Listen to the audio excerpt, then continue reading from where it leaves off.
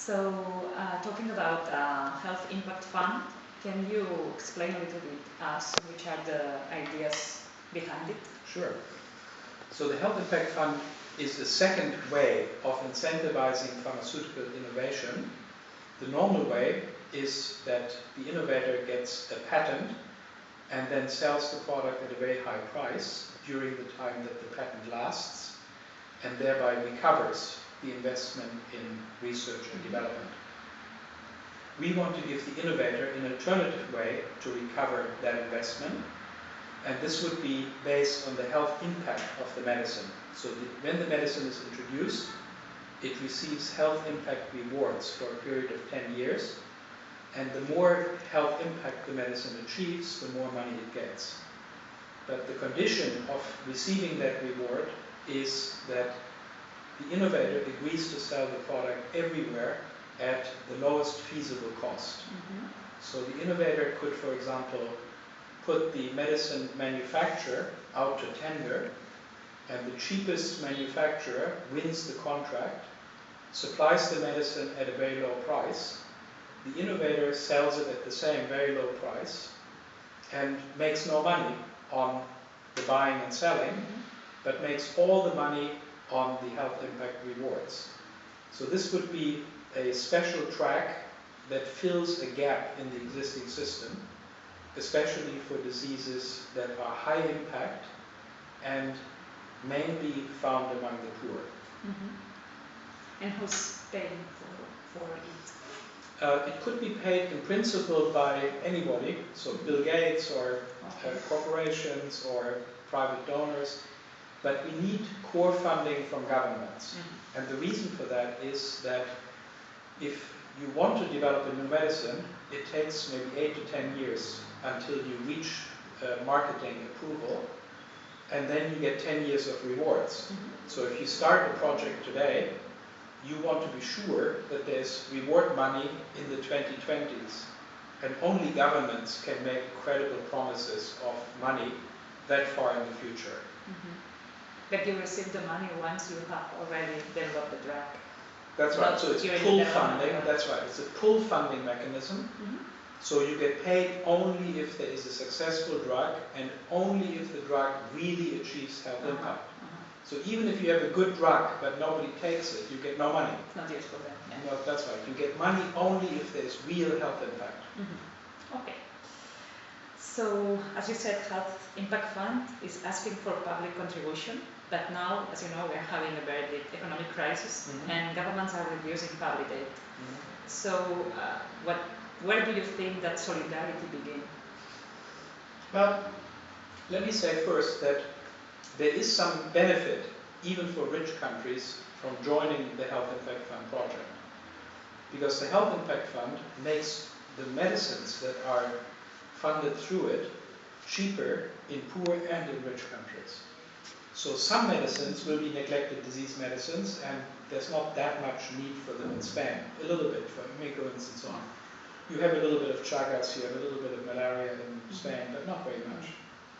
But the Health Impact Fund will also fund the development of global disease medicines, and here your own Spanish taxpayers will benefit because they also get the cheaper medicine. So really, if you think about it, the Health Impact Fund system is very similar to the existing system. Rich people essentially pay for research and development, and then after 10 years, poor people can also get access. But under the Health Impact Fund system, the way the rich pay for the new medicine is a way that does not exclude the poor. So even as the rich pay more than the poor at the beginning, the poor can participate. The poor pay for the full manufacturing cost, but they don't pay anything for the research and the development. So having said that, of course, there is an element of solidarity in the Health Impact Fund, because the Health Impact Fund asks rich countries to contribute more than poor countries. But poor countries still contribute, they still pay their way. And that solidarity is something that I think in health we should definitely afford for the world. We should afford it for at least two reasons. One reason is elementary human decency, just the same reason that we have nationally to look after people in our own country. And we should provide maybe not the same level that we provide in Spain, but some decent level of healthcare internationally. And the second thing is that we also in many ways share a responsibility for the poverty that is still so rampant in many poor countries. We share responsibility historically, and we also share responsibility because of certain trading rules like protectionism in agriculture and so on, the pollution that we produce and that causes harm in the developing world. So in many ways, we are not completely innocent of the poverty that persists in poor countries. Yeah. And the Health Impact Fund would cost 0.03% of gross national income. It's not a big amount, right? It's €3 for every 10,000 euros. And I think that's not asking very much for a very basic facility of health for poor people. Yeah, I agree with you, but I will talk about it. You have to ask the question. Yeah. So you are now for a new model of drug development, more fair one, that's clear.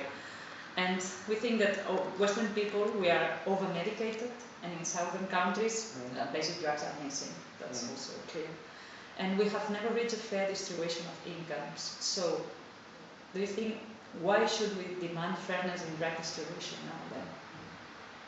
Well, you know, the fact that somebody commits crimes, and we say, well, you shouldn't commit this crime. And they say, well, why should we demand that he's committing all these other crimes? Right? We have to start somewhere. We have to make the world fairer somewhere. And the Health Impact Fund obviously would not lead to a fair world. But the Health Impact Fund would be a big step in the right direction. And I think the principles of the Health Impact Fund are principles that you can then extend and use in other areas. So for example, you can say that seeds, which are often protected by patents, again, they should be available freely for everybody to use, and the innovator should be rewarded on the basis of nutrient yield increased or pesticide use reduced or something of that sort.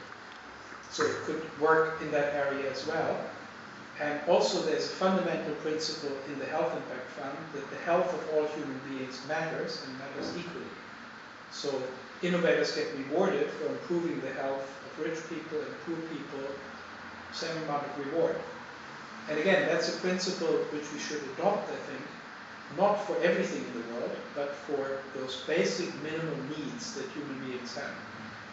We are now rich enough in the world, easily rich enough, for everybody to have enough to eat, for everybody to have clean water, shelter, clothing, basic medical care, basic education, right? The minimum things.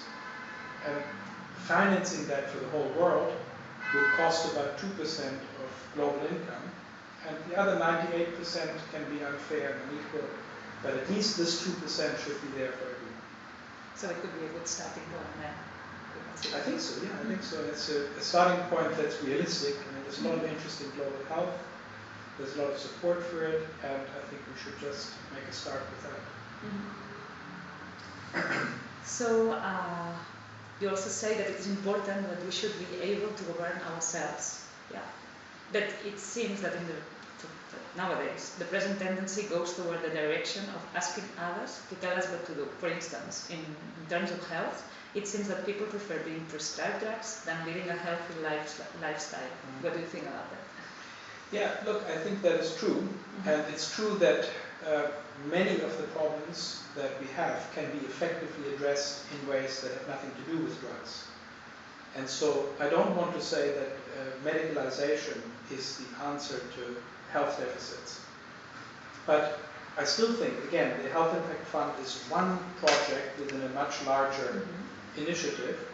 And so we should, by introducing the Health Impact Fund, we establish essentially how much it costs to achieve health improvements through medicines.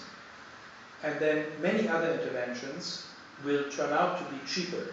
So I think it is cheaper to provide clean water, it's cheaper to provide sanitation than to provide medicine on a dollar per quality basis. You know what qualities are, right? Yeah, dollar per quality basis.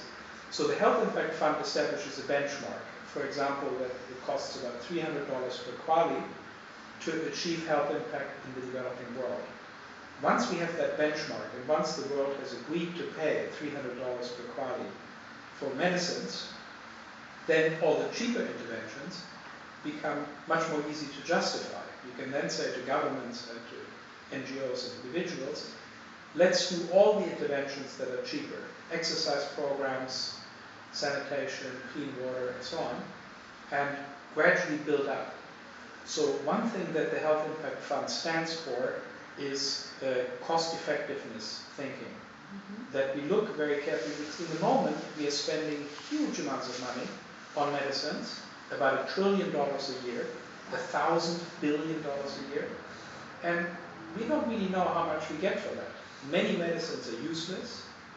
Many medicines are taken by the wrong people, are taken in the wrong way.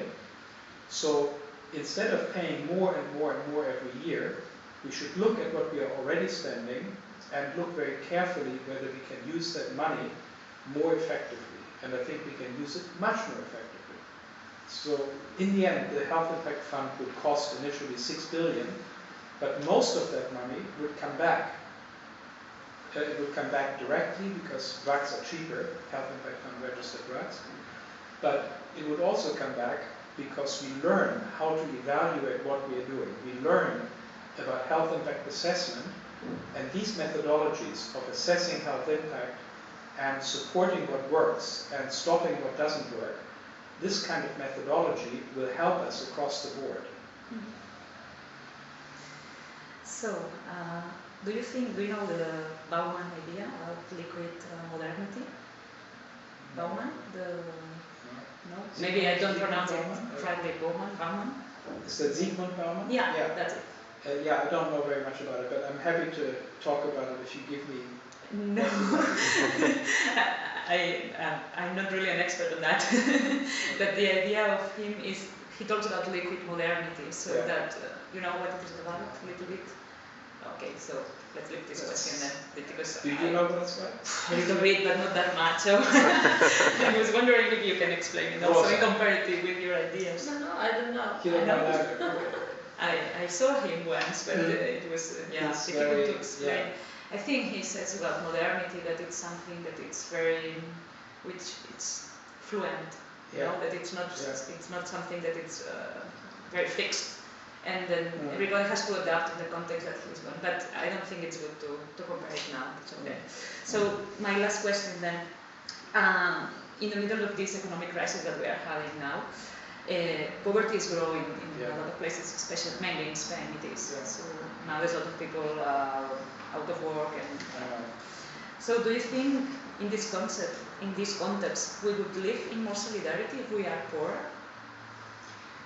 Well, we could certainly do it, but whether it's realistic is another question, right? You're certainly right that when people are